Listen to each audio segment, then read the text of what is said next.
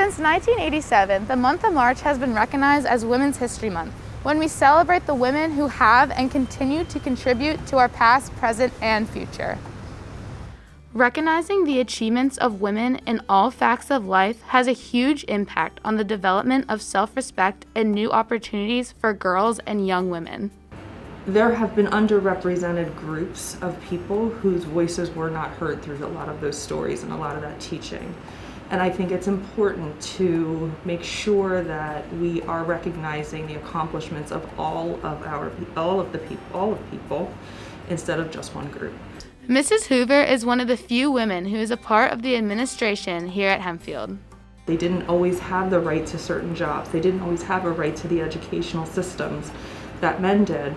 While women are moving into the workforce, they're still taking on traditionally female positions like teaching, nursing, and social services, which employ nearly 1/3 of all female workers.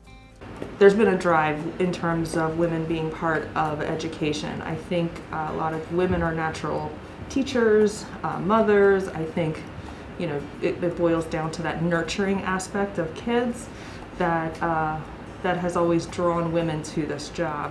As a woman, I feel like women sometimes are a little bit more emotionally connected to things as caregivers and people who want to look after others and take care of others. So I think the education field is a great way to show those skills. Dr. Becker is the only female principal here at Hempfield High School. I never really thought about a specific month for women. It's nice as a female to be celebrated. I work in a predominantly male field as an administrator, so I work with men all of the time. In 1970, women made up 8% of STEM workers. By 2019, the STEM proportions had increased to 27%. I think a lot of it does come back to very early on in childhood, that for one reason or another, girls develop the thought that math and science are for boys. I know that in my own experience, I was the only girl in my high school physics class. Dr. Williams is a biomedical engineer at Robson Forensics.